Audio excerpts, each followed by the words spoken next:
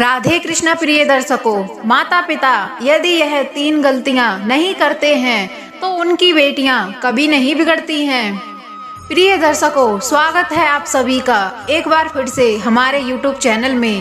प्यारे दर्शकों, आज हम एक ऐसी कहानी लेकर के आए हैं जो बड़ी ज्ञानवर्धक एवं शिक्षाप्रद होने वाली है। प्रिय दर्शकों, आज की कहानी है कि यदि माता पिता ये 3 गलतियां ना करें तो इनकी बेटियां कभी नहीं बिगड़ेंगी। वो कौन सी 3 गलतियां हैं प्यारे दर्शकों, तो वीडियो के अंत तक बने रहिएगा। प्यारे दर्शक बंधुओं, अभी तक आपने हमारे इस चैनल को सब्सक्राइब नहीं किया है तो चैनल को सब्सक्राइब करके बेल आइकन को भी ऑन कर दें। यदि आपको यह वीडियो पसंद आए तो वीडियो को लाइक करके उसे अपने रिश्तेदार मित्रों में अवश्य शेयर करें। प्यारे दर्शकों, हर माँ बाप चाहते हैं कि उनकी बेटी उनका नाम रोशन करे, उनके कुल का नाम रोशन करे, क्योंकि एक बेटी का पिता होना बहुत ही गौरवशाली बात होती है, बहुत ही गौरव की बात होती है। कहते हैं प्यारे दर्शकों, बेटियों का इस संसार में बहुत ही बड़ा योगदान है, क्योंकि अगर बेटी ना होती तो ये दुनिया ही ना होती। लेकिन बेटी के चरित्र को कैसे उज्जवल बनाया जाए, यह जानना हर माँ बाप को इस पर अवश्य ध्यान देना चाहिए। प्यारे दर्शकों, बेटी माँ बाप और अपने कुल का नाम तभी बड़ा कर पाती है जब उसका दामन साफ सुथरा हो, चरित्र बिल्कुल साफ सुथरा हो। तभी वह अपने पिता का, अपने गांव का, अपने परिवार का, अपने कुल का नाम रोशन कर पाती है। यदि उसने अपने गलत आचरण से अपने चरित्र को दूषित कर लिया तो फिर वही बेटी कुल और खानदान के लिए दूषित कर देती है, माँ बाप की इज्जत धूल में मिला देती है। एक बेटी के बिगड़ने से 2 कुल शर्मसार हो जाते हैं। पहला पिता का कुल खानदान और दूसरा उसका ससुराल। सास ससुर का नाम, दौलत, शोहरत सब मिट्टी में मिल जाता है। बेटी के चरित्र को उज्जवल बनाना ये सब निर्भर करता है उसके माँ बाप पर, कि माँ बाप किस तरह अपनी बेटियों को अच्छी शिक्षा देते हैं। आइए दर्शकों, हम आपको एक छोटी सी कहानी सुनाते हैं। कलिंगपुर गांव में एक छोटा सा नगर था। उसी नगर में एक बसुदत्त नाम के एक ब्राह्मण रहा करते थे। उनकी एक बहुत सुंदर पुत्री थी जिसका नाम था सुदेवा। सुदेवा बहुत ही चंचल चित्त वाली थी। वह दिखने में बहुत ही सुंदर और आकर्षित करने वाली थी। वह सुदेवा अपने माता पिता की बहुत ही लाडली बेटी थी। पिता बसुदत्त अब बेटी से अधिक मोह होने के कारण वे खुद से अपनी बेटी को कभी अलग नहीं करना चाहते थे, और वे अपनी बेटी से इतना प्रेम करते थे, इतना लाड करते थे कि वे अपनी बेटी की हर इच्छा पूरी कर दिया करते थे। और इसी लाड प्यार ने उनकी बेटी को बिगाड़ दिया, उद्दंड बना दिया। कहते हैं ना प्रिय दर्शकों, ज्यादा लाड प्यार, ज्यादा स्वतंत्रता बच्चे को बिगाड़ देती है। हम आपसे यह नहीं कहते कि आप अपने बच्चों से प्यार मत कीजिए। हर माँ बाप को अपने बच्चे से प्रेम करना चाहिए। प्रिय दर्शकों, समय समय पर उन्हें अच्छे वस्त्र भी पहनाओ और लाड प्यार भी दो, और उनके लिए समय समय पर डांट फटकार भी जरूरी होती है। उनके लिए संस्कार भी जरूरी है। यदि किसी के बेटा या बेटी दुष्ट प्रभाव के या मूर्ख हैं, वह तो अपनी मूर्खता से जीवन भर कष्ट भोगेगा ही, परंतु उसकी मूर्खता से उसके माता पिता भी कष्ट भोगते हैं। गर्भ गिर जाना भी ठीक है, मरी हुई संतान पैदा करना भी ठीक ही है, और बांझ होना भी ठीक है। रूपवान और धनवान होते हुए भी मूर्ख संतान का होना ठीक नहीं है। इधर बसुदत्त की कन्या लाड़ प्यार में बढ़ करके विवाह योग्य हो गई। फिर बसुदत्त ने एक बात सोची कि मैं अपनी बेटी का विवाह उसी व्यक्ति के साथ करूंगा जो मेरे घर पर आकर घर जमाई बनकर रहे।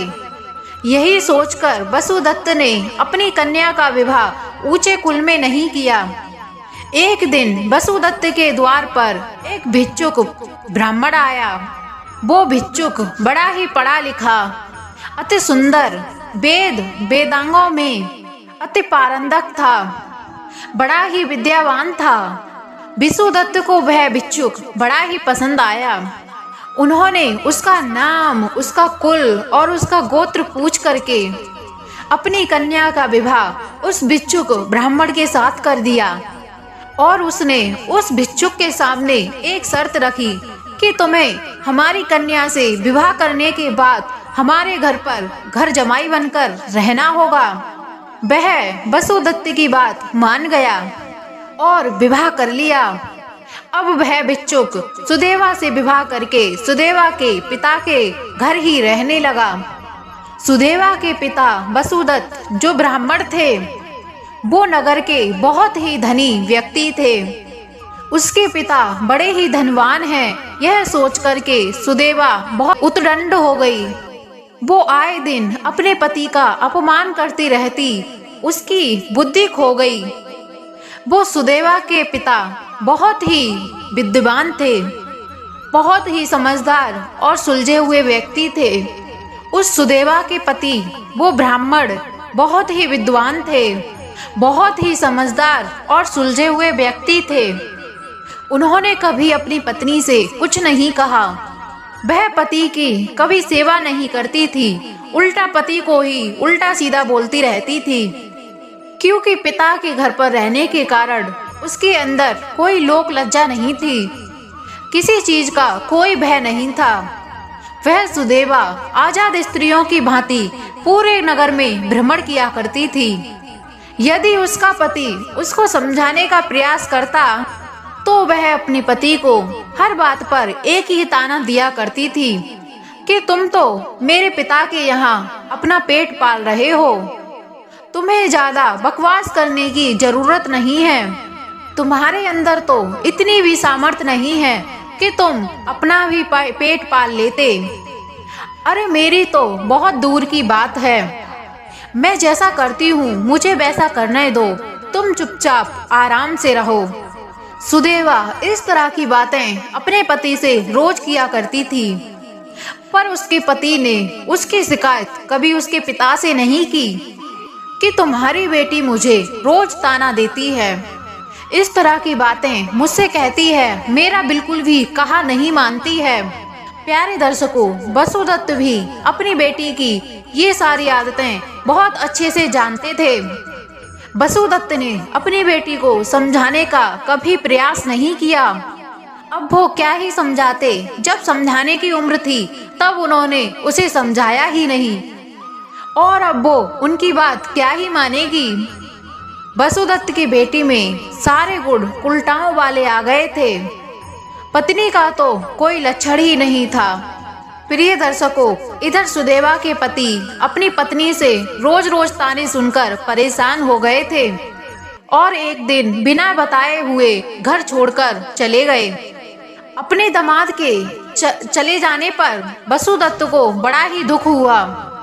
वसुदत्त सोचने लगे कि मेरे बेटी के बुरे आचरणों से मेरे दामाद घर को छोड़ करके चले गए हैं।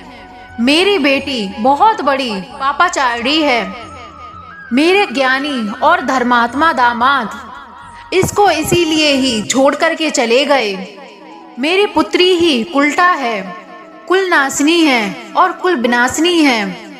वसुदत्त के दामाद के घर छोड़ जाने से वसुदत्त ने अपनी बेटी को भी घर से निकाल दिया और कहने लगे, हे कुलटा, हे कुल में दाग लगाने वाली, आज से मेरे घर के तेरे लिए दरवाजे हमेशा के लिए बंद हो गए हैं। तो इधर मुड़कर भी मत देखना और समझ ले मेरा और तेरा रिश्ता खत्म हो चुका है। वहीं चली जा जहां तेरा पति रहता है। इतना कह करके वसुदत्त ने अपनी पुत्री को भी घर से बाहर निकाल दिया। अब क्या था प्रिय दर्शकों, सुदेवा अपने पिता के घर से निकल चुकी थी। पिता और पति के त्याग देने से वो जहाँ भी जाती वहाँ के लोग उसे उल्टा सीधा कहने लगते और अपने मुख को मोड़ लेते। उसे कोई भी अपनी जगह पर ठहरने नहीं देता। कई दिनों तक सुदेवा भूखी प्यासी भटकती रही। अब सुदेवा को अच्छी तरह से यह पता चल रहा था कि मैंने कभी भी अपने पति का मान सम्मान नहीं किया और पति के त्याग देने से मेरी यह दशा हुई है। उसको सब समझ में आ रहा था। कई दिनों तक वह भटकते भटकते गुजरात के प्रभास तीर्थ में पहुंच गई। वह कई दिनों से भूखी थी, इसलिए उससे ठीक तरह से रास्ता भी नहीं चली जा रही थी। पेट की अग्नि शांत करने के लिए सुदेवा एक खपरा लेकर के भीख मांगने लगी। जिसके भी यहाँ वो जाती, वो लोग उसे दुत्कार के वहां से भगा देते। उसकी हालत को देखकर सब लोग हंसते हैं। लोग उसे पापनी समझकर भीख तक नहीं दे रहे थे। इस तरह दुख में जीवन व्यतीत करने से वह बहुत दुबली पतली कमजोर हो गई थी और कई तरह की बीमारियों से ग्रसित हो गई थी। शरीर सूख करके कांटा हो गया। एक दिन वह उसी नगर में पागलों की तरह भटक रही थी और वह भटकते भटकते एक सुंदर द्वार पर जा लगी। उसने देखा कि यह एक बड़ी ही सुंदर धर्मशाला है जिसके अंदर यज्ञ हो रहे हैं और ब्राह्मण बैठे हुए हैं। तो उसने उसी द्वार पर जाकर के भिक्षा की आग्रह की। उस घर के स्वामी ने देखा कि एक दुबली पतली स्त्री भिक्षा के लिए आई है। तो वह अपने पत्नी से कहने लगा कि अरे ओ भाग्यवान, द्वार पर देखो तो कोई दुखहारिणी स्त्री खड़ी है। लगता है कि वह कई दिनों से भूखी और प्यासी है। उसे आदर सहित अंदर लाकर भोजन खिला दो। प्यारे दर्शकों, वह घर किसी और का नहीं था। उस घर का स्वामी कोई और नहीं था। वह घर सुदेवा के पति का ही था और वह घर का स्वामी कोई और नहीं, सुदेवा का पति ही था, जो अपनी पत्नी को छोड़ करके चला आया था और यहाँ आकर उसने दूसरा विवाह कर लिया। और संयोग से सुदेवा अपने ही पति के द्वार पर जा पहुंची। उसके पति ने भी उसे देखते ही पहचान लिया था कि वो उसकी ही पत्नी सुदेवा है और उसने अपनी दूसरी पत्नी से कहा कि उस स्त्री को घर में लाकर भोजन खिला दो।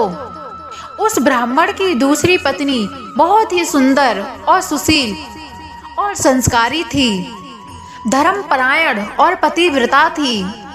एक दुखहारी स्त्री को अपने द्वार पर देख करके वह भी करुणा से भर गई और उसकी आंखों में आंसू आ गए और उस स्त्री को आदर से अपने घर बुलाकर लाई और अंदर बिठाकर बड़े प्रेम से उसको भोजन कराया। सुदेवा भी अपने पति को पहचान गई थी। सुदेवा का मुख अपने पति को देख करके लज्जा से झुक गया। तब उसकी दूसरी पत्नी ने पूछा कि हे स्वामी, यह कौन स्त्री है जो तुम्हें देख करके लज्जा कर रही है? तब उसके पति ने बताया कि हे देवी, ये दुबली पतली स्त्री कोई और नहीं, ये मेरी ही प्राण प्रिय बल्लभा है। मैं इसे बहुत प्रेम करता था, परंतु कोई विशेष कारण से मैं इसे छोड़ करके चला आया। तुम इसकी बहुत विशेष खातिरदारी करो, कोई कमी न रह जाए, इसकी खूब सेवा करो। सुदेवा जिस पति से सीधे मुंह बात नहीं करती थी, आज उसी पति ने उसे अपनी पत्नी माना और खूब सेवा सत्कार भी कराया। अपने पति के स्वागत सत्कार को देख करके सुदेवा लज्जा से झुक गई। उसने अपने द्वारा किए गए कुकर्मों को देखा तो उसे अंदर ही अंदर घुटन और जलन होने लगी। अपने कुकर्मों को याद करके और अपने पति की दूसरी पत्नी की सेवा को देख करके सुदेवा शर्म से पानी पानी हो गई। अब तो सुदेवा पश्चाताप की अग्नि में जलने लगी और सोचने लगी कि मैं कितनी बड़ी पापिनी थी, जो मैंने अपने पति से कभी सीधे मुंह बात नहीं की। मेरे धर्मात्मा पति कितने अच्छे हैं। यही सब बातें सोचते सोचते उसका हृदय फट गया उसके प्राण उसके शरीर को छोड़ करके चले गए और उसके पति ने उसका अंतिम संस्कार किया। अब प्यारे दर्शकों, सुदेवा का दुख यहीं पर खत्म नहीं हुआ। मरने के बाद उसकी आत्मा यमराज के पास पहुंची। यमराज भी उसके कुकर्मों को देख करके बड़े क्रोधित हो गए। यमराज ने अपने दूतों से कहकर उसको दहकते हुए अंगारों पर फिकवा दिया। इसी तरह से उसने कई बारी बारी से नरकों को भोगा। सुदेवा ने अपने पति के साथ धोखा किया था। वो पर पुरुष में आसक्त रही, इसलिए यमराज ने एक लोहे का आदमी गर्म करवा के उसकी छाती पर सुला दिया। उसके बाद उसे पीव, रक्त और बिस्ता की नदी में डलवा दिया। उसके बाद कीड़ों से भरे हुए कुंड में उसको फेंक दिया। इसके बाद यमदूत ने उसे आरी से चीरा। इस तरह से उसे अनेक योनियों में जन्म लेने के बाद बहुत सारे दुख भोगने पड़े। पहले सियार की योनि में जन्म मिला, फिर कुत्ता बनी, फिर सांप, फिर मुर्गा, फिर बिल्ली। फिर जब उसके थोड़े से ही पाप बचे थे तो उसे सूकरी बना दिया गया, सुअर बना दिया गया, जो राजा इक्ष्वा के साथ युद्ध में मारी गई। राजा इक्ष्वा की पत्नी सुदेवा ने अपने पतिव्रत धर्म में से थोड़ा सा तप उसे दे दिया, जिसके कारण वह वैकुंठ को चली गई और वह मुक्त हो गई। प्यारे दर्शकों, आज की कहानी का तात्पर्य यह है कि माता पिता को, कि चाहे बेटी हो या बेटा हो, उन्हें अच्छे संस्कार देना आवश्यक होते हैं। प्यारे दर्शकों, हर माँ बाप को यह 3 गलतियाँ नहीं करनी चाहिए।